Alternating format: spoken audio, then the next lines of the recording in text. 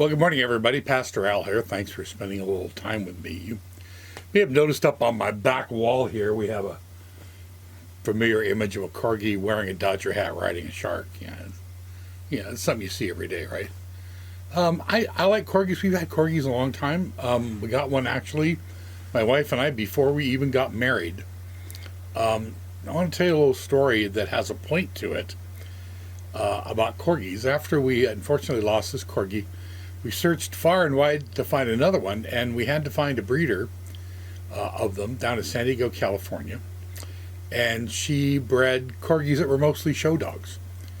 And as part of buying the corgi, we had to agree to try to show him, that is to take him to dog shows and have him judged on his appearance and his behavior at least 3 times. That was part of the deal we had to make. Now, we'd never been to dog shows before.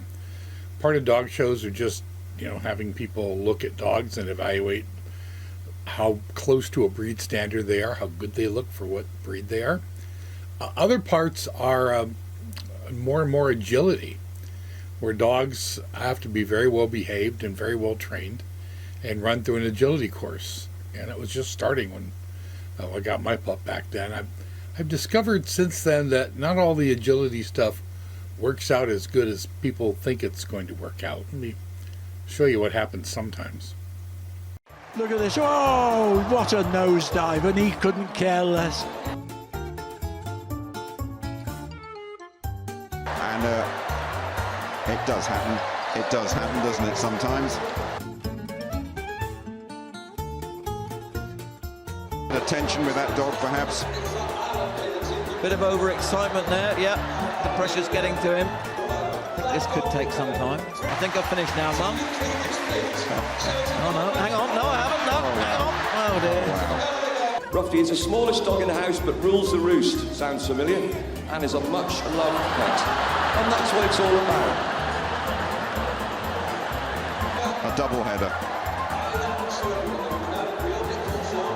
Dogs, don't you just love them? But at least she had a poo bag in her pocket. Finale.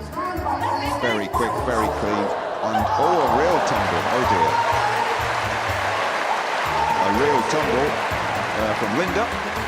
With a smile at the end of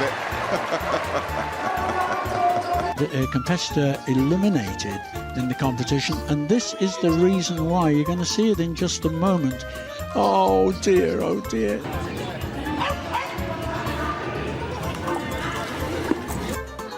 And this is Murphy. Murphy is another Romanian street dog. Oh, and he's off. He's going back to Romania, I think.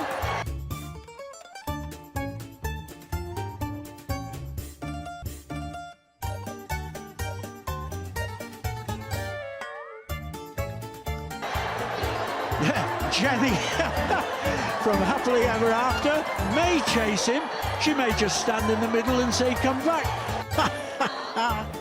Here we go. Why?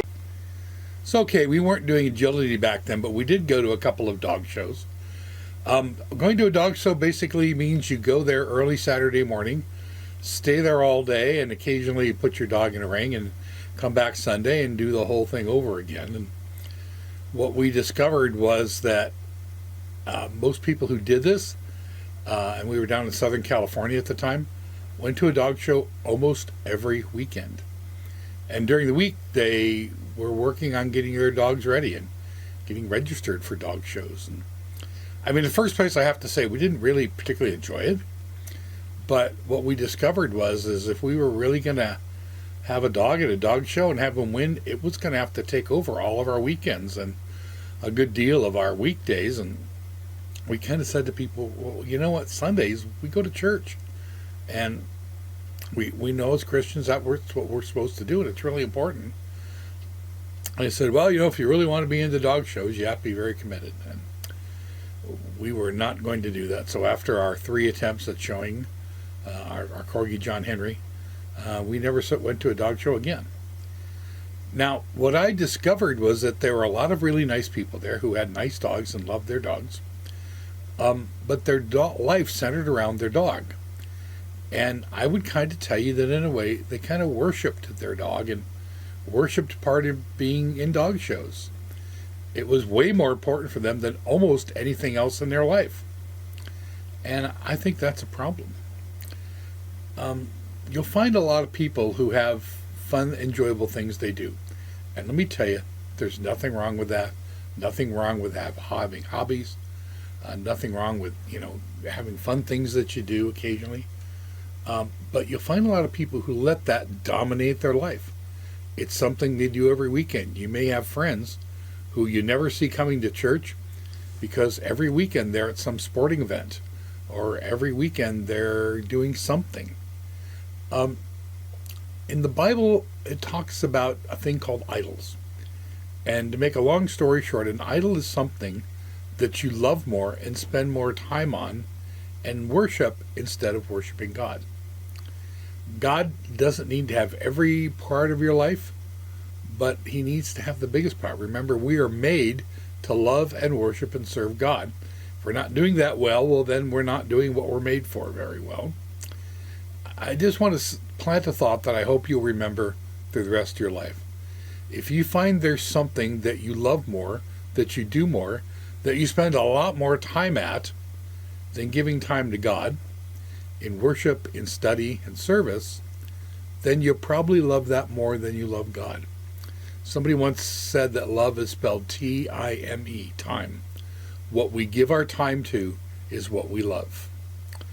So be careful about those things in life, even things that are fun, even things that are good, even things that are absolutely okay for you to do, that become so important in your life that they become more important than God. Because in the end, all of those fun things that you might want to do are not going to help you and save you and love you like Jesus Christ does. So don't worship something other than God. Enjoy it, but keep it in its right place. Thanks for listening to me this morning, everybody.